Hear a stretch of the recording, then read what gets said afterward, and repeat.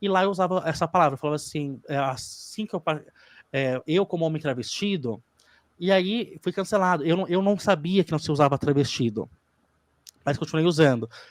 Não sabia, mas continua usando. Parabéns, É, Bira. Palmas, né? E assim, vamos lá, né?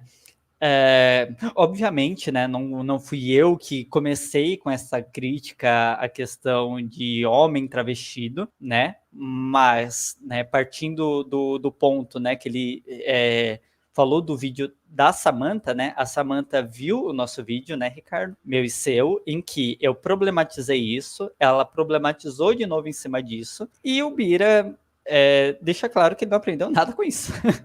Ele viu que a gente problematizou, ele viu que a gente não gostou, e para ele é um grandíssimo foda-se. Vamos usar as palavras corretas, né? Um grandíssimo foda-se. Por quê? Porque eu não acho que a mudança social esteja colocada em palavras, assim, em ações. Bira, vamos a termo macaco, né? Já que, né, são só eu sabia, palavras, né? Só palavras. sabia que tu ia usar esse. Eu tava pensando nessas palavras, assim, porque foi a que eu usei no último vídeo, assim, que eu falei sobre o Senhorita Bira. Porque, assim, entendo que palavras, né, ou seja, a parte da comunicação faz parte da superestrutura do sistema capitalista, né? Para quem não sabe, o sistema capitalista tem dois campos principais, né, por assim dizer, que é a infraestrutura e superestrutura. A infraestrutura é algo mais voltado no modo de produção, que é a propriedade privada dos meios de produção. O Brasil passou muito por isso quando estava num regime de escravidão, né, as pessoas pretas escravizadas, né, que estavam em situação de escravidão, elas eram propriedade privada dos seus senhores, eles faziam parte da infraestrutura do sistema. A superestrutura é mais voltada para tudo que é proveniente dessa infraestrutura, por exemplo, as leis, a comunicação, a mídia em geral. Então, eu entendo que realmente mudar os termos, deixar de falar uma palavra para falar outra, mudança de significado em si não vai mudar o modo de produção. Porém, contudo, todavia, as palavras têm algumas, né, os seus significados, elas têm algumas funções. Por exemplo, a palavra, né, os significados que as palavras têm os termos têm naquele tempo, elas servem para aí use a palavra que quiser, convencimento, cooptação, a uma ideia. Né? Por exemplo, qual a diferença, né? Eu uso sempre essa diferença no meu canal. Qual a diferença entre uma pessoa com autismo e pessoa autista? Em essência, parece ser a mesma coisa, mas não é. Enquanto a palavra, o termo pessoa com autismo tem um significado mais biomédico, né? É mais alinhado com o modelo biomédico da deficiência, a pessoa autista tem um significado mais voltado ao modelo social da deficiência, que é um modelo mais voltado a definir a deficiência como um aspecto mais social, ou seja, das barreiras. Então, enquanto o modelo biomédico ele define a deficiência como a lesão, como algo individual, o modelo social é algo mais coletivo. Então, tem essa diferença de significado, de como os dois termos, apesar de estarem se referindo ao mesmo objeto, né, digamos assim, que a pessoa que faz parte dessa neurodivergência, o seu significado é bem diferente, sabe? E isso parte inclusive, de quem está falando esse termo. Então, esse é um ponto. O segundo ponto é que a mudança, a questão dos significados nessas palavras, nesses termos, nas frases, de como a gente se comunica, tem relação também com uma. uma mudança de percepção das pessoas. Porque, por exemplo, eu sei que muita gente, até hoje, tem preconceito com pessoas com deficiência, assim como tem com pessoas LGBT que ia mais, principalmente mulheres trans e travestis. Só que se a gente não fizer, né, o chamado, entre aspas, letramento, ou seja, a gente ensinar quais são as palavras corretas, as palavras que mais estão de acordo com uma emancipação dessas pessoas, né? Porque, querendo ou não, os termos, por mais que a princípio, entre aspas, não machuquem, né? As palavras não machucam, elas são um elemento a mais de violência, né? Então, por exemplo, a própria palavra macaco, se levar isso ao pé da letra, chamar uma pessoa preta de macaca é só uma palavra, gente.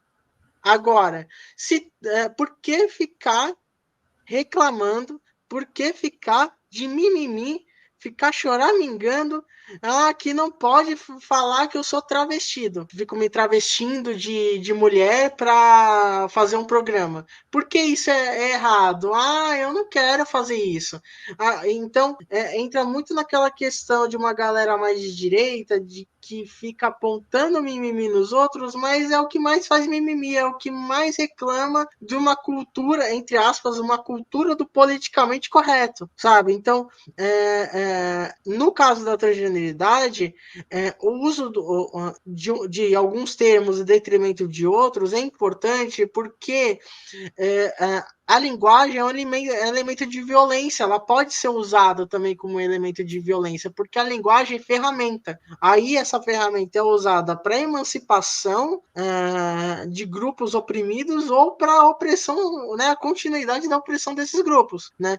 Então, só finalizando essa parte, realmente a comunicação não vai fazer revolução, né? A comunicação de forma isolada, né? As palavras de forma isolada não vai mudar, mas justamente leva, né?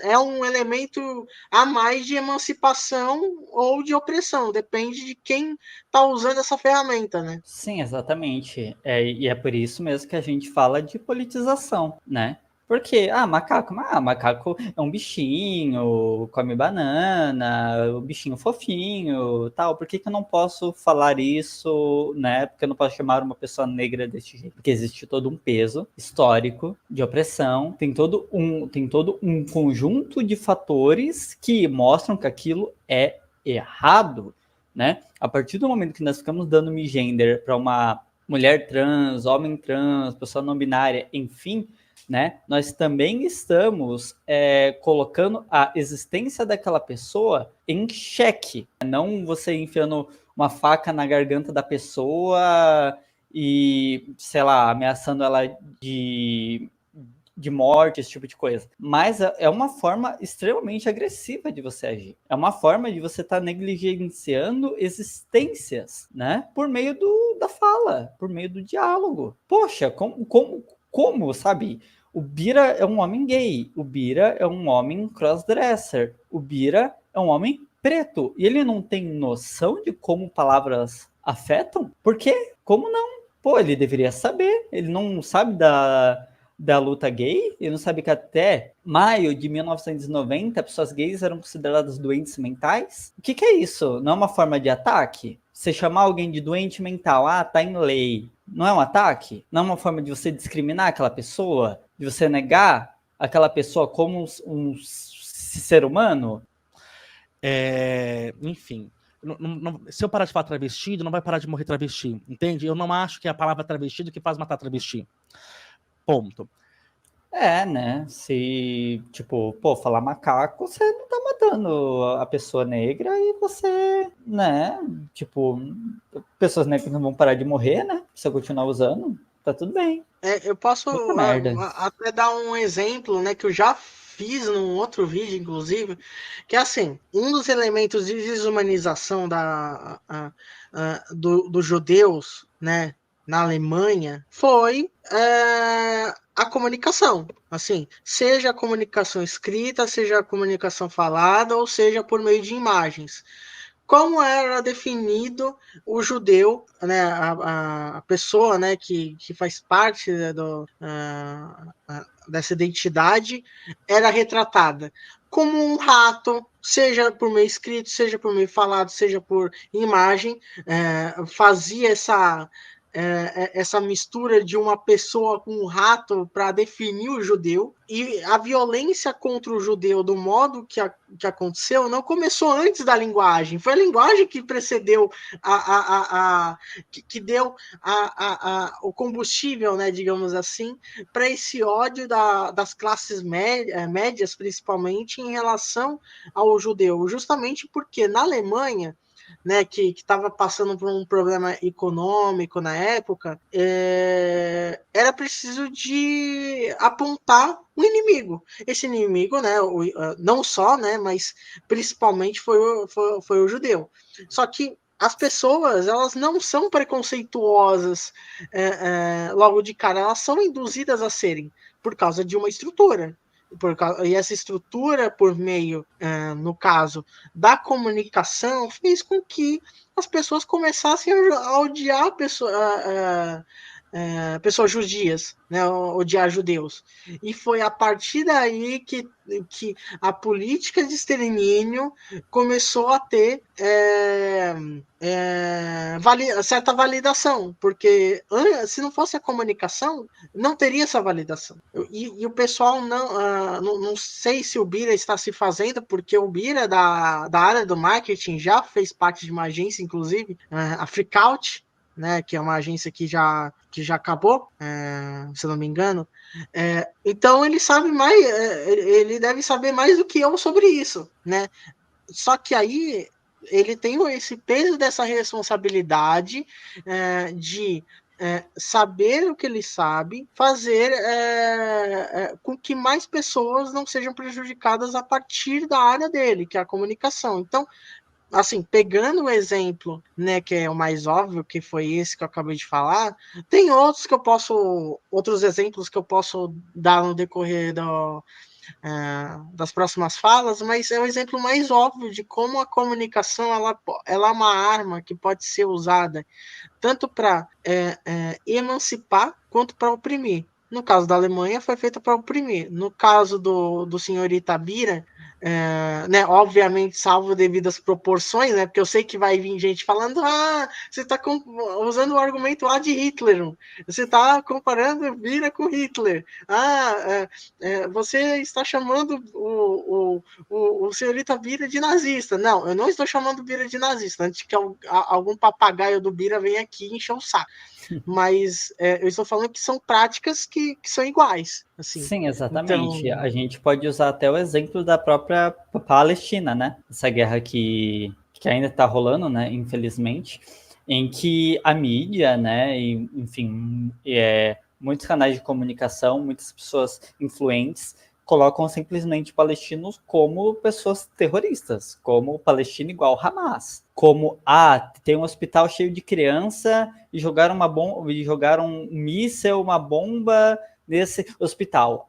Mas tá tudo bem, porque embaixo do hospital tinha gente do Hamas, né? São formas de desumanizar as pessoas e de dar menos importância para as pessoas que estão sendo vitimadas, né? A comunicação não tem como desassociar a comunicação da guerra, não tem como desassociar a comunicação da discriminação, não tem como desassociar o respeito da comunicação, né? O Bira, ele tem que ter uma responsabilidade, ele tem 200 mil seguidores, ele não tem 2 seguidores, não tem 5 seguidores, ele tem 200 mil seguidores, e ele simplesmente não tem responsabilidade alguma com o que ele fala, né? Ele simplesmente jogou o argumento da Samantha, o vídeo da Samantha ela tem um viés trans. Acabou, né? Muito fácil fugir da crítica dessa forma, né? Muito fácil. E pouco importa o argumento. A Samantha fez um vídeo de quantos minutos? Uma hora, não foi? Acho que era por aí, uns 50 minutos. Os 50 minutos. E o argumento para se defender tem a narrativa dela. Pronto, acabou. É muito pobre de crítica, e tanto mais pra frente ele cita do nosso vídeo e cita que não vai ver vídeo de pessoas criticando ele. É aquilo, né? Se você é uma pessoa que não tá aberta à crítica, você acaba dobrando a aposta e mesmo assim você não quer se redimir, é complicado, bem complicado.